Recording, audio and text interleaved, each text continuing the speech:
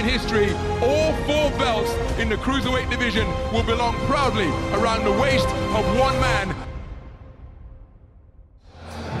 James Helder, IFL TV, MTK Global. With me, I've got undefeated talent Chris Kongo. We're here today on the undercard of Dillian White versus Lucas Browne. Firstly, Chris, great to see you on such a big card. Great to see you too, man. Obviously, I'm happy that I'm on this card. It's good to get on another big card. This is my 3rd one, but obviously before I was on 2 of ITV's cards, so now I'm here. Big shout out to Dillian White and Eddie Hearn, you know. But obviously Dillian White for putting me on and, you know, giving me the opportunity. Now, we spoke about this a few months ago. Would Dillian White get some younger South London fighters on the card? And true to his word and true to what we said, he's delivered on that. He's a man of his word. Look, you got me on there, Richard Riakpo. We're both all from the same gym. So, yeah, man, it's good to have us on there. Body Snatcher promotions in the future, do you feel that that could be a serious option? Hey, anything. Body Snatcher or whoever. Natural, whoever gives a good deal, I'm there. And I'm willing to show what I've got and what I have, you know. Coming into your 8th professional contest on Saturday, as you mentioned, you've boxed on 2 or 3 massive cards already. The undercards of Chris Eubank Jr. Now a chance to box on a Sky show. Tell the viewers that haven't seen you box so far what they can expect from you. Well, you can expect a lot, man. You're gonna expect me do a little bit of everything.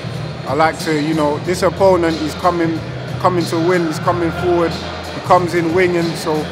We'll see. I'm just gonna show you lot on the night what I'm about, man. Like I said once again, I don't like talking. I just like to show my actions, man. Tell us about the main event. How do you see that playing out between Dillian White and Lucas Browne? For me, I look at both sides. I look at Lucas Browne as the warmonger, and Dillian White, he's the sort of fighter. He's the fighter / boxer in this case. I believe for me, Dillian White in the first couple rounds is going to box him, and then coming into the later rounds, he's going to try and take him out. And I believe he can do that. So for me, I'm going for Dillian White late stoppage. What have you seen in McGill's gym that the viewers may not have seen of Dillian for this camp? Everyone says it's the best camp ever, etc. But has he had a good camp from looking on the inside in? From the inside in, I believe he's had a good camp. Only he knows himself if this camp has been good or bad. He will know. But I'm sure he's had a good camp. He's very confident. And I'm sure he'll get the win, definitely. What's the vibe about Lucas Browne? Do you guys underestimating him? Do you feel it'll be he's been spoke down of his achievements a little bit? What are your opinions on Lucas Browne?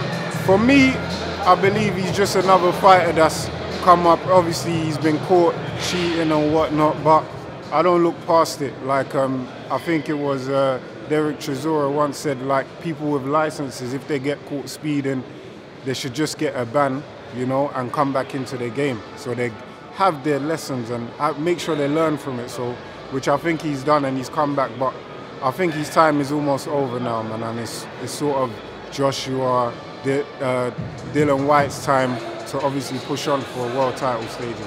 Now, you mentioned the sort of the drugs ban and stuff that leads into the situation with Saul Alvarez, Canelo very nicely. What were your thoughts on the whole Mexican contaminated beef fiasco?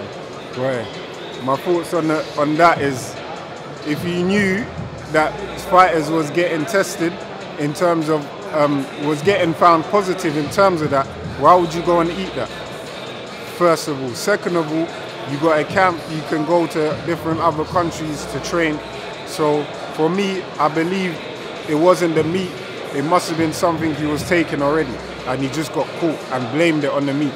So for me, he had an excuse. So that's it. Vasyl Lomachenko, Jorge Linares, absolutely mouth-watering clash. I know as a boxing purist, you'll be a big fan of that fight.